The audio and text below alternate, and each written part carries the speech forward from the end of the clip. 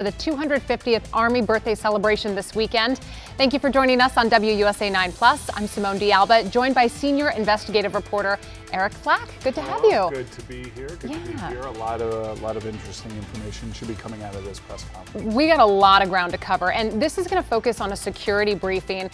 We're expecting hundreds of thousands of people. I know you've been checking in on some of those numbers, and what's the latest on that? Yeah, so right now the Army says they're expecting 200,000 people to line the streets of D.C. for this parade. We're about to hear from a joint federal and local law enforcement response team that's going to include the Secret Service, Park Police, FBI. D.C.'s police chief is also supposed to be there, along with other district public safety officials. They're expected to talk about how they're going to keep security, keep everybody safe along this roughly mile-long parade route. It is from 23rd and Constitution right there to 15th and Constitution at the Ellipse. And so obviously they're going to have to be watching this both from the street and from the air. You got to think there's going to be uniformed and non-uniformed officers in attendance. Well, certainly, you know, safety, of course, a major, something major top of mind. But the other thing I wanted to talk about is you were just down in Texas. Yeah.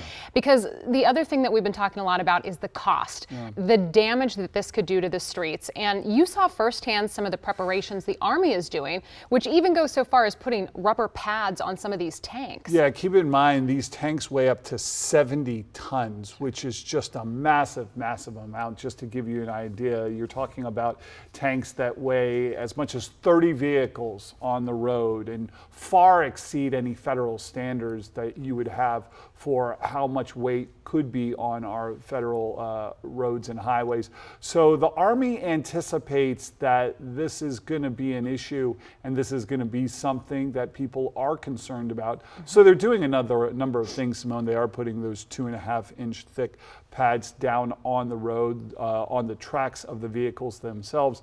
With the hope of those abrasive metal tracks never actually touching the streets of D.C., specifically Constitution Avenue. They'll also be putting down 1-inch thick metal plates at the turn radius where a lot of these big vehicles are expected to make 0-point turns, which means they just shift in place, which can really dig up the pavement right there. You're looking at some of the video we had from Texas just a couple of days ago. They also say they're going to keep these vehicles not running at that pace. These, I think it looks like video of the vehicles arriving on their way from Fort Cavazos, Texas, which is where we were coming towards D.C. and arriving in D.C. I think some of them were unloaded earlier today. Well, you had just touched on something. So they are going to move at approximately 3 miles per hour. 3 miles per hour. Correct. So that is how they're going to mitigate some of the damage here. The other thing I was reading, you had reported military officials are going to stagger the tanks. So we'll see that going on, some of the Bradley vehicles as well, to kind of help lessen some of the damage that we're seeing. But Gabe Klein, former transportation director for Washington and Chicago, estimates the convoy could cause up to $10 million in street damage in a worst case scenario. In a worst case scenario, and that would leave the federal government to be expecting a pretty big bill from the city of Washington, D.C. Right now, the Army is predicting this parade will be $25 to $45 million in cost. It has been reported and expected that some of that money has been set aside for potential repairs, although the Army officially says they are expecting any damage to be quite minimal. Here's what I found out that could be the problem, though, is that the mayor's office would have to get that money back from the federal government. And the D.C. chief financial officer told me that, in fact, it's not always easy to get the money back from the federal government. In fact, in the last 4 years, we've learned that the federal payback of the bill basically that DC has given to the federal government for things like special events, unplanned public events, emergency planning, is $67 million short of what we billed the federal government for. We're $67 million short of what we got paid back by the federal government. The chief financial officer telling us that, in fact, they gave up on that money. Yeah, there's a lot at play here, especially from a cost perspective. We do know that people are starting to approach the podium. We'll see if we can at least, there we go, get you a view here. Let's go ahead and see if we can listen in, see what we hear.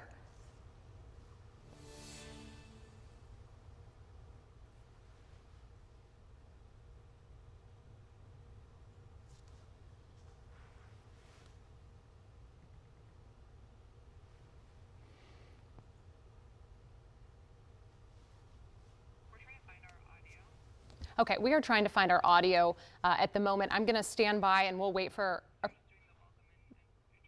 Okay, they're doing welcome and introduction right now. We're going to troubleshoot that, but we're going to continue to talk about this because, look, we're talking 6,600 soldiers, 150 vehicles, 50 aircraft marching from the Pentagon to the Washington Monument. This is a large-scale military parade, the likes of which have not been seen in decades, since the 90s. That was the last time, 1991. After the Iraq War and celebration of the Iraq War, and you could see just from that video feed we had the various law enforcement, some in uniform, some not. We're talking about Secret Service, Park Police, FBI, along with security officials from Washington, D.C.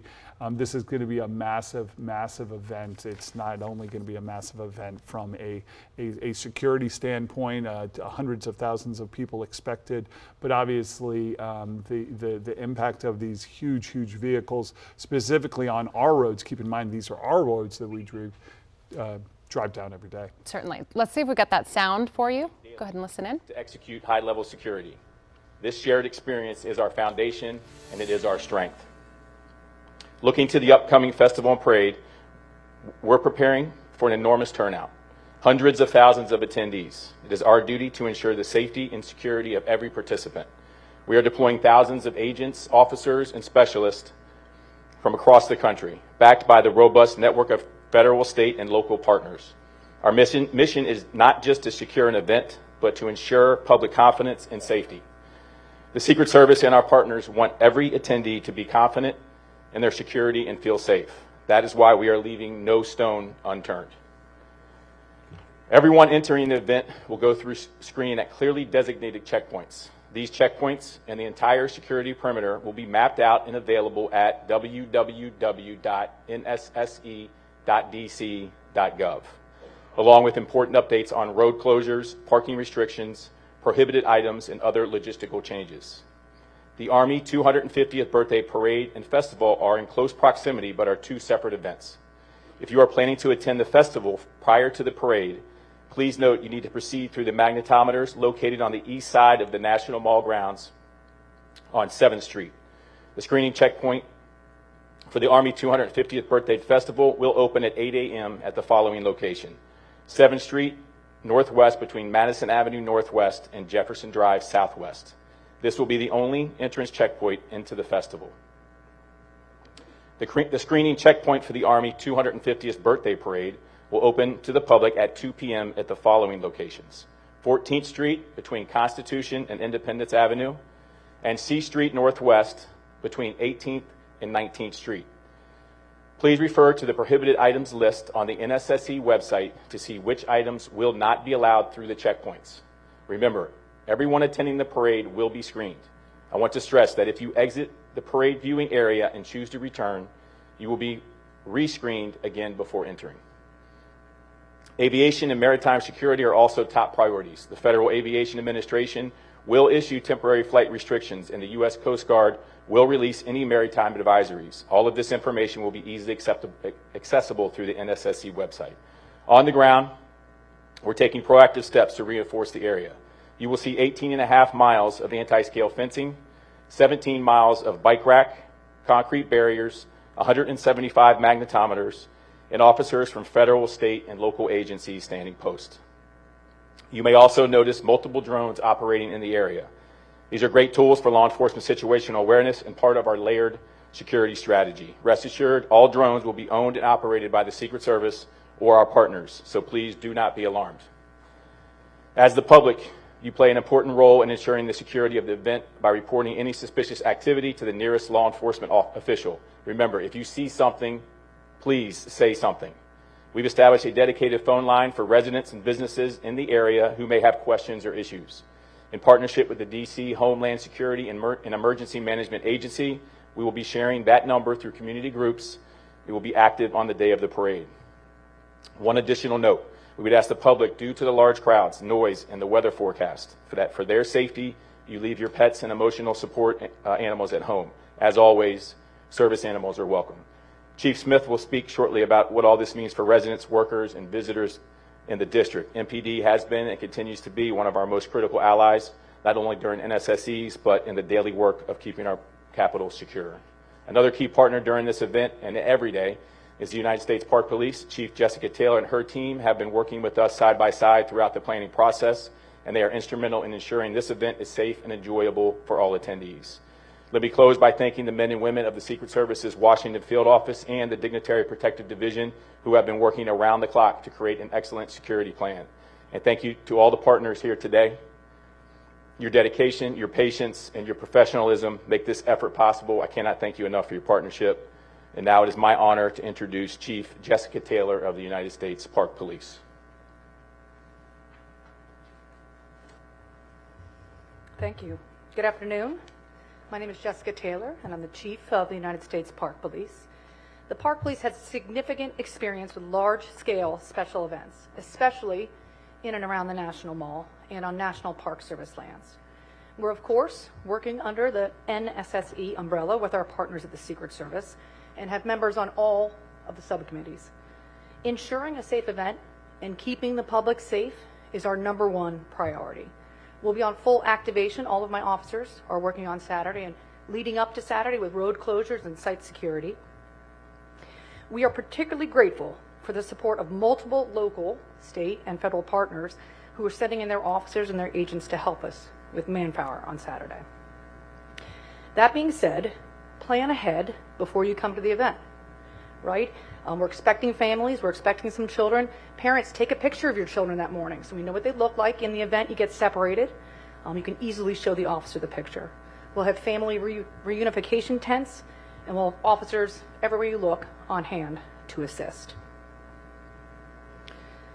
I am extremely confident in the security site footprint we have put together for this event, and we're looking forward to a safe and enjoyable event on Saturday. Thank you. I'm sorry. I'd now like to introduce FBI Special Agent in Charge Bates. Thank you, Chief Taylor. Good afternoon. I'm Philip Bates, Special Agent in Charge of the Washington Field Office of the FBI. I appreciate the opportunity to be here today to discuss the FBI's partnership with federal and local agencies to prepare for the Army 250th birthday celebration. As was noted, this is our 5th NSSE of the year, and each one brings different challenges that we must address. But the partnerships remain the same, and our understanding of each agency's unique capabilities and strengths makes us a strong team. For this event, the FBI has lead federal law enforcement responsibility for crisis management, counterterrorism, and intelligence analysis. The FBI will activate a command post at our Washington field office. The command post serves as a central hub for employees to gather intelligence, assess potential threats, coordinate investigations, and surge resources as needed. We're not currently aware of any credible threats to the Army 250th birthday celebration. However, we continue to work closely with our partners and share information to identify and disrupt any threats that may emerge. As always, we remind the public to remain vigilant and to report any suspicious activity to law enforcement immediately. We look forward to working with our partners to ensure that the event is held safely and securely. I'll now turn the podium over to Chief Smith from MPD. Thank you, Special Agent Bates, and good afternoon, everyone. I'm Chief Pamela Smith, Chief of Police of the Washington Metropolitan Police Department. At Metropolitan Police Department, we have been working very closely with our local, state, and federal partners in preparation for the 250th Army Birthday Parade. I want to reiterate Special Agent Bates and with regards to what he said, that we have been constantly working together to monitor intelligence, and there are at this time no known credible threats to this event. That being said, we always remain vigilant and ready, and as always, we continuously evaluate intelligence and adjust our posture as needed to safeguard the city.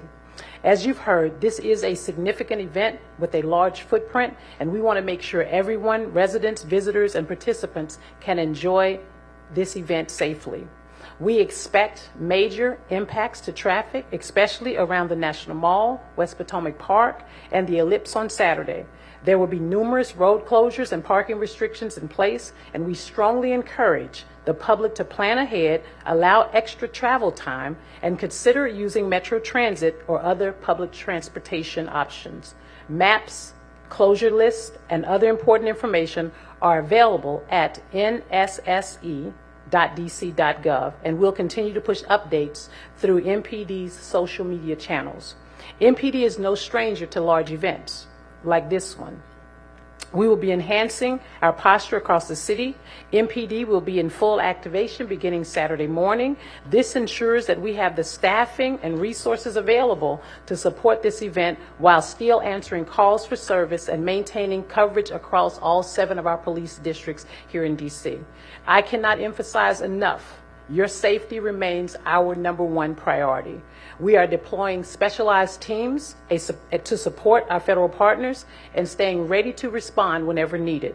As always, we also rely on the public to be the extra set of eyes and ears. If you see something suspicious, please say something. Call 911 in an emergency or reach out to our tip line at 202-727-9099 or text 50411.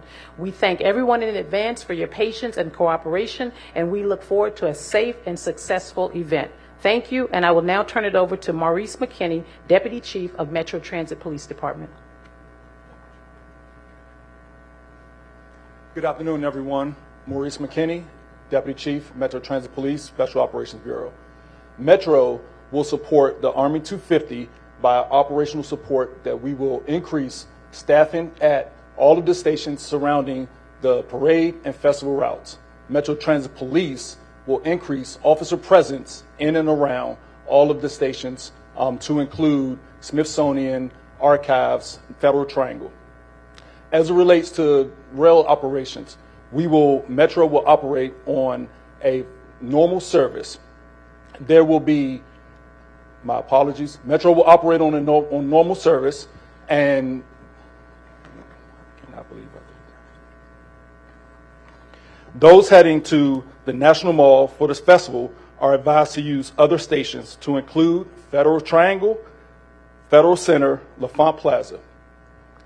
Due to the security perimeter at the National Mall, the Smithsonian station on the Jefferson side will be closed. Customers can access the Smithsonian Metro station through the Independence Avenue side. Those viewing the parade can access the station through Farragut West, Farragut North, Federal Triangle, and Archives Metro station.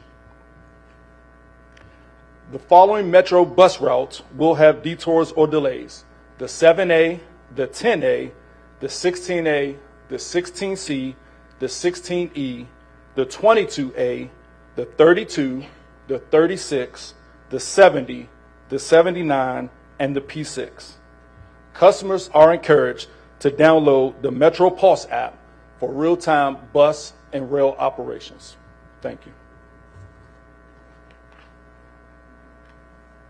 And with that, we'll take your questions. Will there be any changes to protocol, the ramping up of additional security? Oh, thank you very much. Okay, I'm Jackie with News Nation. Will there be any additional protocols, ramping up of security, anything in response to what is currently taking place in LA regarding ICE raids and protests there? So given that this is an NSSE, we plan for those things ahead of time. So since April 22nd, we've been planning for this, which is shorter than normal, but we are paying attention, obviously, to what is happening there, and we'll be ready for that if it were to occur here for the Army 250. Next.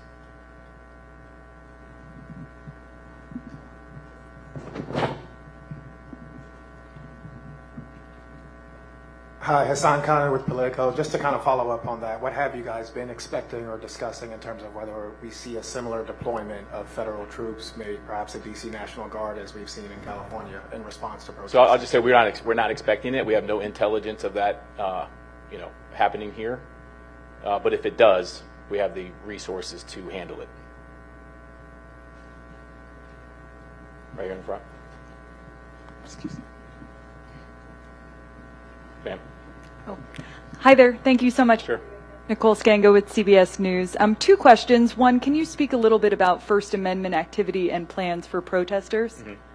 And then just as a second question, curious, you mentioned the 18.5 miles of fencing. Mm-hmm. We've seen much of that go around the White House this morning. Mm-hmm. Do you anticipate that fencing will stay much beyond the event, or at what point should we see that come So down? we're planning on everything to be cleaned up by the 19th.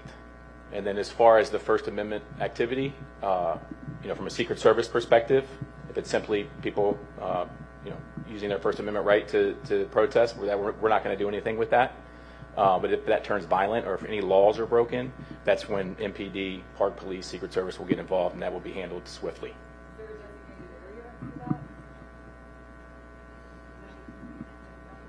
You want to take it? Yeah. So the National Park Service handles the permitting process, right? So we have several permits currently pending. From what we've reviewed thus far in our communications list, we don't have any significant concerns. We don't have a designated area, according to the permit, they'll request where they want to be, and the National Park Service will make a decision based on the NSSE and the security perimeter. But First Amendment activity, significant experience with all the events in the mall, right? So certainly the Park Police and MPD is well prepared.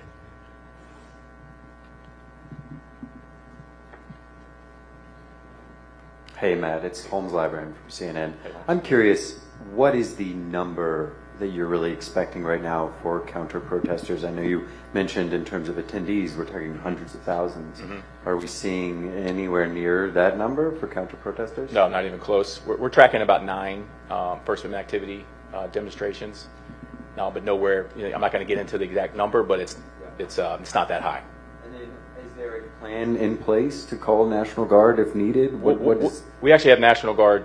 Have it? Yeah. They're working the event, so they will be here. But we also have a robust plan for civil disturbance. What's the number of National Guard here? Again, I'm not going to talk about numbers just for security reasons. But between CDU units that we have from multiple agencies and the National Guard, I'm very confident in the plan we have. Thanks. Yep.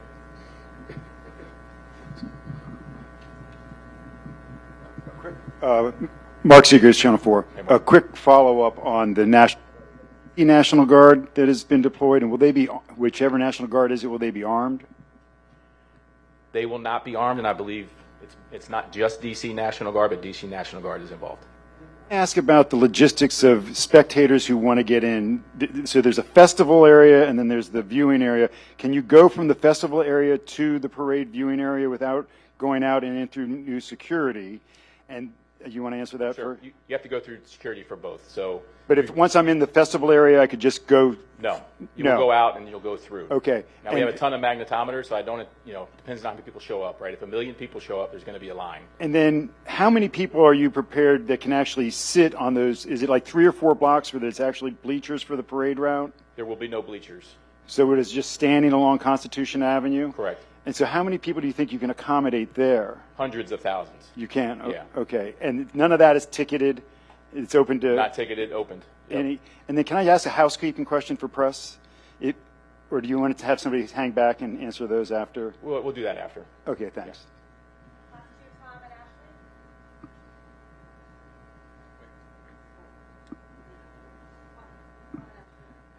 Wanted to ask, first off, related to what you were just talking about, will there be people on both sides of Constitution to watch it, or just the north side? The majority of people will be on the south side of Constitution.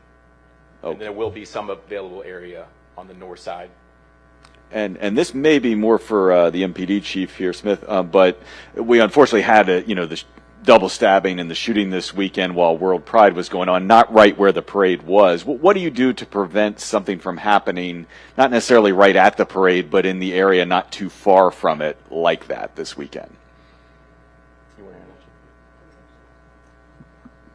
Well, we're prepared. I think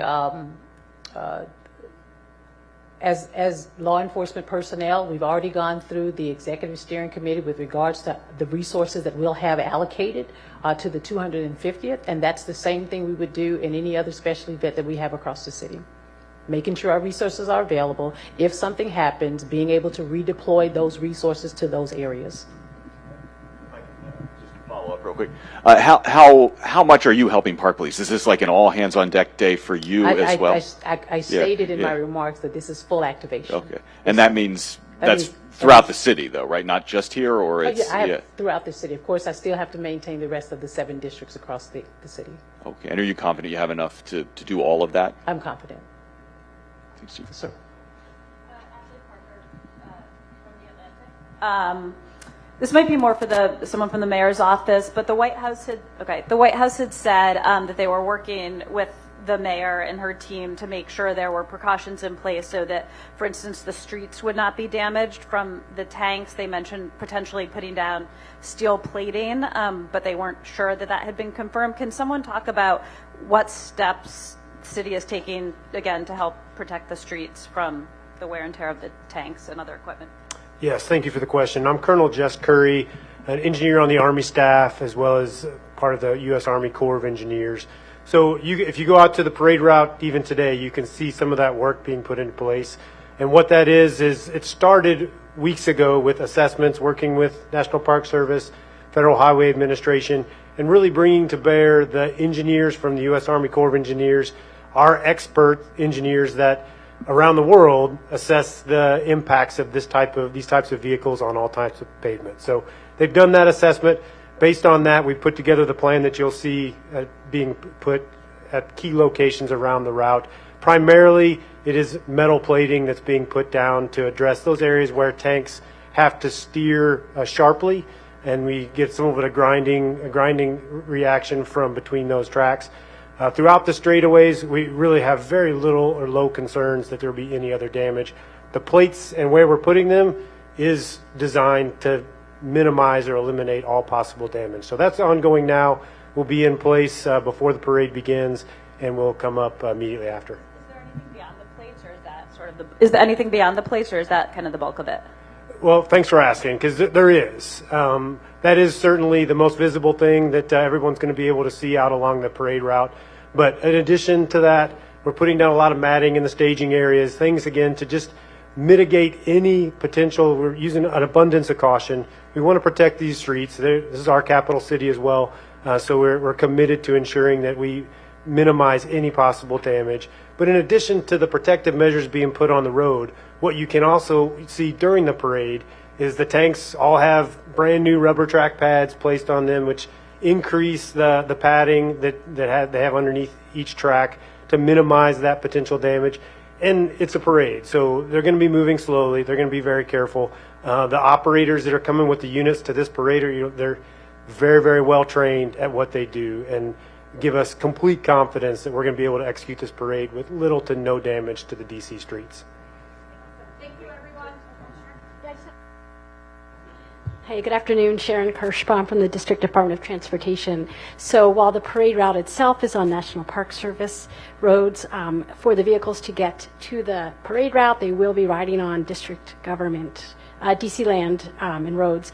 And one of the other things that we do, as we would for all oversized and overweight vehicles, we require that they receive a permit. And when they apply for the permit, we take a look at the weight, and then we work together on the route to make sure that if they're covering any bridges or any other vulnerable roadways, that they can withstand the weight. And then we give recommendations in terms of the spacing and in terms of the speed to make sure that there's no other damage done.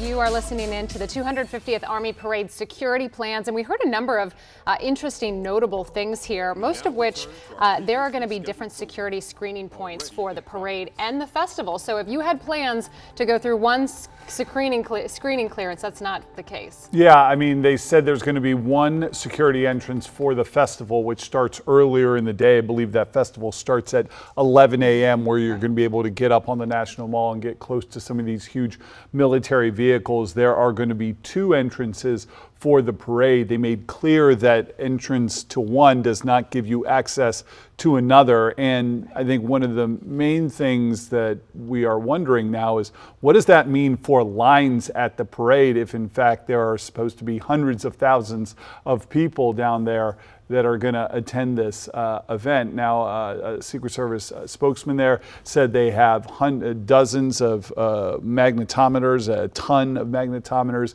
and doesn't expect any any sort of huge lines. He said unless 1 million people show up. I guess all of that remains to be seen, but certainly something to keep an eye on there. They also, safety top of mind here. They were speaking a lot about, look, how much has gone into keeping crowds safe. They're expecting, 200,000 plus people showing up. They say they're not currently aware of any credible safety threats at this point in time. Also, something interesting, notable, they talked about weighing out each specific vehicle that is going to be on the roads. And we've talked about this as we were going into this press conference, but each one is going to be spaced a certain distance apart. Each one of them has rubber. There's metal plates on the road. Depending on which bridge they're going over, they've weighed everything out to try to mitigate some of the damage. Yeah, I think, no pun intended, there are a lot of moving parts with this parade, not just protecting DC streets, the rubber track pads, the metal sheets that are going to be down on the road, the fact that these vehicles are going to be moving slow and staggered to not put too much weight on Constitution Avenue, but also just from a security standpoint. Hundreds of thousands of people. They're going to have drones in the air. They want you to know that those are part of the law enforcement response. There's going to be Secret Service, local, state, federal law enforcement. Look, this is really going to be a moment for Washington, D.C. I wanted to give you some more context here. This is the first time that we've seen heavy armor artillery like this moving through the streets like Constitution Avenue since the 90s. Since 1991, that was the parade celebrating the end of the Gulf War, and we've been talking a lot about protective measures for the streets. It is notable because that past military parade, the one that celebrated the Gulf War, the Victory Parade, caused significant damage despite similar protective measures in place, and that's something we're going to be contending with for who knows how long to come. And Simone, as we sit here and speak right now, they confirmed fencing going up across the city right now, 18.5 miles of fencing that are going to be as part of that protective perimeter. We've already seen that fencing going up around the White House. They say expect that to continue and expect that fencing to be brought down, they hope, quite shortly after this parade. I wanted to talk to you because you were just down in Texas. You were at Fort Cavazos, Texas, seeing some of the tanks that are coming our way. From your perspective, what was it like to be on them, just to see the sheer size and magnitude of what's just going to be rolling down Constitution Avenue? They are massive. I'm 6'4", and these tanks just towered over me. And keep in mind, the tanks are the biggest bad boys that they're going to have. Right. But these Bradley fighting vehicles are also extremely, extremely large.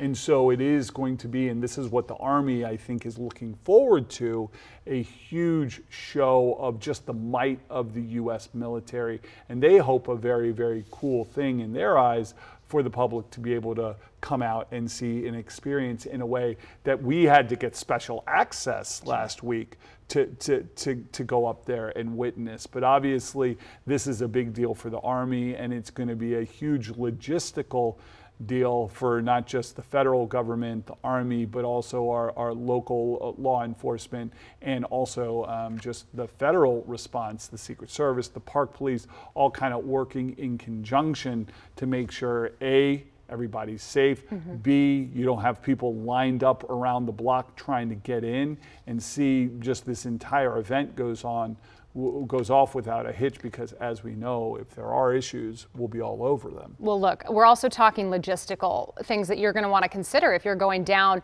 for this parade, for the festival. Eric Flack mentioned it starts at 11 a.m. The festival does. The parade does not start until 6:30. So this is really a marathon. If you're going to go down and participate throughout the day, you're going to want to be aware of things like road closures, which we are still getting details on. We are waiting for DC Police to announce some more detailed road closures. So we will have those soon. Parking restrictions will be in place. We heard them talking about you need to take Metro, and there's a couple designated points like the Archives, L'Enfant Plaza, places like that, which are going to be your best friend in terms of just getting down there. Flights to and from Reagan National Airport, we wanted to mention, they will be suspended for 90 minutes on the evening of June 14th during the military parade. Not a small inconvenience if you are, trying to get in and out of the area. Yeah. So keep all of those things in mind. Yeah, they said the Smithsonian Metro exit is the Smithsonian station on the Jefferson side is going to be closed. They suggested if you're taking Metro, Farragut West, Farragut North, Federal Triangle, and Archives are going to be your best bet. Obviously, trying to get down there and park is going to be just a no-go. Metro is going to be your best friend. There are a number of bus routes that are going to be on delays as well. Again, trying to get down there is something you're going to have to try and plan out. They expect most of the parade goers and parade watchers to be on the south side, Simone, of Constitution Avenue. Yeah, the Army was saying that's actually going to be some of the best viewing. So, you know, you're going out to see this spectacle, this moment in D.C. and national history. The south side of Constitution Avenue is supposedly the best viewing. I do think it's interesting, you know, this is going to be taking place on the National Mall, such a historic, important place to our whole nation, and so to see how this all plays out. And they talked about protesters. They talked about what's going on in LA right now and the potential for demonstrations. They said the National Guard, as it is mobilized in LA, they said do not expect anything like that, but the National Guard is in fact going to be part of the security response on Saturday. The Secret Service spokesman said they do not expect those National Guard troops to be armed, but they will be part of it. I did want to mention just notably, and I thought this was kind of interesting for conversation's sake, this is a celebration of the Army's 250th birthday. It coincides with President Donald Trump's 79th birthday as well. But look, notably other branches are being left out here. Yep. So the Navy, which will be celebrating its 250th anniversary in October, has no plans for a similar parade. Neither does the Marine Corps for its 250th this coming November. So for conversational sake, interesting. I think it's going to be a historic event. We're going to be covering it both on broadcast on WUSA 9+, because I think a lot is going to be happening here on Saturday. All right, Eric Flack with me today, and WUSA 9 is your home for coverage of the Army's 250th anniversary parade. We will be streaming it live on WUSA 9+ starting at 6 p.m. The parade rolls at 6:30. Be sure to download Plus on your smart TV and watch for free.